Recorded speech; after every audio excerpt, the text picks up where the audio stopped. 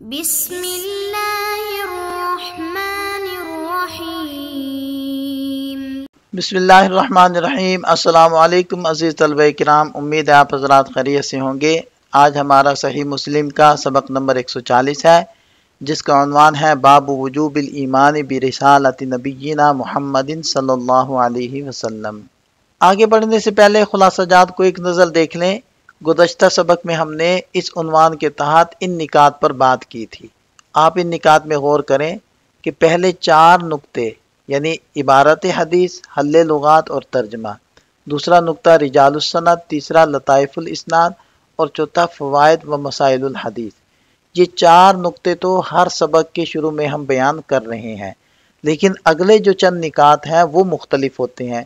جیسے اس سبق کے اندر ہم بیان کریں گے ایمان میں اضافے سے متعلق اور دعا کے جواب سے متعلق، پریشانیوں کا تحمل، نبی پاک صلی اللہ علیہ وسلم کی رحمت، اللہ کی طاقت پر یقین۔ تو یہ چند نکات ہیں جو حدیث باب کے اندر ذکر کیے گئے ہیں اور ہم اپنے موقع پر ان کو بیان کریں گے۔ اور آج کے سبق کے اندر وہی ابتدا میں 4 نکات ہیں اور اس کے بعد دعوت کی جامعیت، دعوت کا عالمی دائرہ، دین کی آخری اور مکمل دعوت اور خالص ایمان کی اہمیت۔ ہم ان نکات کو اپنے آج کے سبق کے اندر ذکر کریں گے۔ تو بڑھتے ہیں سبق کی جانب۔ وبه قال وحدثني يونس بن عبد الأعلى قال حدثنا ابن وهب قال واخبرني عمرو ان ابا يونس حدثه عن ابي هريره رضي الله عنه عن رسول الله صلى الله عليه وسلم انه قال والذي نفس محمد صلى الله عليه وسلم بيده لا يسمع بي احد من هذه الامه يهودي ولا نصراني ثم يموت ولم يؤمن بالذي ارسلت به الا كان من اصحاب النار۔ حضرت ابو ہریرہ رضی اللہ عنہ سے روایت ہے کہ نبی پاک صلی اللہ علیہ وسلم نے فرمایا، قسم ہے اس ذات کی جس کے قبضے قدرت میں محمد صلی اللہ علیہ وسلم کی جان ہے، اس امت کا کوئی بھی یہودی یا نصرانی میری بات اور دعوت کو سنے اور پھر بھی ایمان نہ لائے اس چیز پر جس کے ساتھ میں بھیجا گیا ہوں، مگر یہ کہ وہ اہل جہنم میں سے ہے۔ اس حدیث پاک سے کئی اہم نقطے ظاہر ہوتے ہیں۔ پہلی بات تو یہ ہے کہ آپ علیہ السلام نے ضرورت کے بغیر قسم کھائی، جس سے ثابت ہوتا ہے کہ امت کے لیے بھی بغیر ضرورت کے قسم کھانا جائز ہے، اگرچہ اس سے بچنا مستحب ہے۔ یہ بات بھی واضح ہے کہ قسم اللہ کے نام پر ہی کھانی چاہیے، غیر اللہ کی قسم کھانا جائز نہیں۔ آپ علیہ السلام کی قسم سے اللہ کی عظمت کا اظہار ہوتا ہے، کیونکہ آپ کی جان اللہ کے قبضے میں ہے، اور اس سے یہ بھی سکھایا گیا کہ نبی صلی اللہ علیہ وسلم اللہ کے بندے اور رسول ہیں۔ اس کے بعد ایک اہم نقطہ یہ بیان کیا گیا کہ نبی پاک صلی اللہ علیہ وسلم کی دعوت اگر کسی تک پہنچی اور اس نے ایمان نہ لایا تو وہ دوزخ میں جائے گا۔ لیکن اس سے یہ بھی معلوم ہوتا ہے کہ جو لوگ اسلام کی دعوت تک نہیں پہنچے وہ معذور ہیں۔ بعض علماء کا کہنا ہے کہ صرف دعوت کا پہنچنا کافی نہیں بلکہ معجزہ بھی ضروری ہے، لیکن دوسرے علماء نے کہا کہ دعوت اور معجزہ دونوں اتمام حجت کے لیے ضروری ہیں۔ اس اسناد کے رجال 5 ہیں۔ پہلے ہیں یونس بن عبد الاعلی ثقۃ، دوسرے ہیں عبداللہ بن وہب بن مسلم القرشی ثقۃ حافظ عابد، تیسرے ہیں عمرو بن حارث بن یعقوب الانصاری ثقۃ فقیہ حافظ، چوتھے ہیں ابو یونس سلیم بن جبیر الدوسی ثقۃ، اور 5ویں ہیں حضرت ابو ہریرہ رضی اللہ عنہ۔ یہاں اس اسناد کے لطائف کو ذکر کیا جا رہا ہے۔ پہلا نقطہ یہ ہے کہ یہ امام مسلم رحمۃ اللہ علیہ کی خماسیات میں سے ہے۔ اس کے رجال سیاستہ کے رجال ہیں اور اس میں مصری راویوں کا تسلسل ہے سوائے صحابی کے، کیونکہ وہ مدنی ہیں۔ اور اس میں یونس بن عبد الاعلی کا تذکرہ ہے، یہ ان کا پہلی مرتبہ اس کتاب میں تذکرہ آیا ہے۔ اور اس میں حضرت ابو ہریرہ رضی اللہ عنہ راوی ہیں جو مکثرین 7 کے رئیس ہیں۔ اس حدیث کو روایت کرنے میں امام مسلم رحمۃ اللہ علیہ متفرد ہیں، اور دیگر ائمہ حدیث نے بھی اپنی اپنی کتابوں کے اندر اس حدیث کو روایت کیا ہے، جس کی تفصیل یہاں موجود ہے۔ یہاں سے اس حدیث کے فوائد کا بیان ہے۔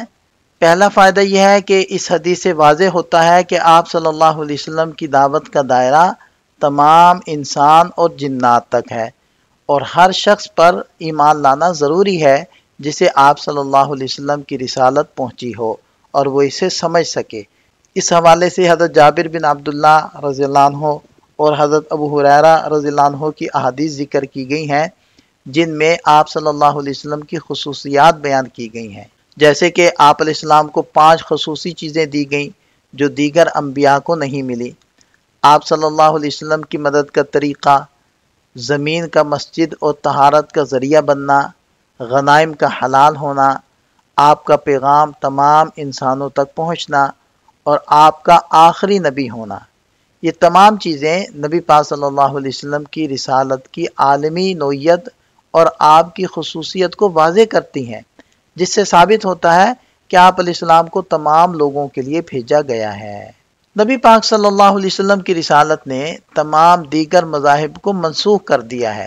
اس میں خاص طور پر یہود اور نصارہ کا ذکر کیا گیا ہے تاکہ ان کے علاوہ دیگر امتوں کو بھی شامل کیا جا سکے جو کسی نہ کسی مذہب کا دعویٰ کرتی ہیں، چاہے وہ آسمانی ہو یا نہ ہو۔ اس سے یہ بھی ثابت ہوتا ہے کہ جو لوگ آپ صلی اللہ علیہ وسلم کی دعوت سے بے خبر ہیں اور ان تک یہ پیغام نہیں پہنچا، ان پر کوئی عذاب یا مواخذہ نہیں ہوگا۔ جیسے اللہ تعالیٰ نے قرآن میں فرمایا، ہم کسی قوم کو عذاب نہیں دیتے جب تک ان کے درمیان کوئی رسول نہ بھیج دیں، یعنی جن لوگوں تک نبی کی دعوت نہ پہنچی ہو وہ معذور ہیں اور ان پر کوئی دینی حکم نہیں ہے۔ یہ نظریہ اس بات کی تصدیق کرتا ہے کہ شرعی حکم آنے سے پہلے کسی پر کوئی حکم نہیں ہوتا، اور یہ اس اصول کے مطابق ہے کہ کسی قوم پر شرعی حکم آنے سے پہلے فیصلہ نہیں ہوتا۔ یہاں اس حدیث کے فوائد کو بیان کیا جا رہا ہے۔ یہاں ہمارا سبق مکمل ہو جاتا ہے۔ ایک نظر خلاصے کو دیکھ لیں۔ یہ اس حدیث پاک سے متعلق چند سوالات ہیں۔ پہلا سوال ہے کہ نبی پاک صلی اللہ علیہ وسلم نے کس چیز کی قسم کھا کر یہ فرمایا کہ جو شخص ایمان نہ لائے وہ دوزخ میں جائے گا؟ دوسرا سوال یہ ہے کہ اس حدیث میں کن قوموں کا ذکر کیا گیا ہے جو نبی پاک صلی اللہ علیہ وسلم کی دعوت سن کر ایمان نہ لائیں، اور اس حدیث میں ایمان نہ لانے والوں کے لیے کیا عذاب بیان کیا گیا ہے؟ اور اس حدیث سے کیا یہ نتیجہ نکلتا ہے کہ نبی پاک صلی اللہ علیہ وسلم کے بعد کوئی اور نبی نہیں آئے گا؟ ایمان لانے کی کیا اہمیت ہے اس حدیث کے مطابق؟ اسی طرح یہ سوال بھی ہے کہ اس حدیث میں نصرانی اور یہودی کا ذکر کیوں کیا گیا ہے، اور اس حدیث کے ذریعے کیا پیغام دیا جا رہا ہے مسلمانوں کو اور غیر مسلموں کو؟ تو یہ سوالات آپ لازمی حل کریں، کیونکہ اگر آپ یہ سوالات حل کر پاتے ہیں تو اس کا مطلب ہے آپ نے پورا سبق پورے دھیان اور پوری توجہ سے سنا ہے۔ لیکن اگر آپ ان سوالات کو حل کرنے میں کامیاب نہیں ہوتے تو اس کا مطلب آپ سبق کو مکمل طور پر سمجھ نہیں سکے۔ لہذا آپ سبق کو دوبارہ سے سنیں اور دوبارہ سن کر پھر ان سوالات کا جواب دیں۔ تو ملتے ہیں نئے سبق کے ساتھ۔ اللہ تعالیٰ ہم سب کا حامی و ناصر ہو۔ دعا میں یاد رکھیے گا۔ السلام علیکم۔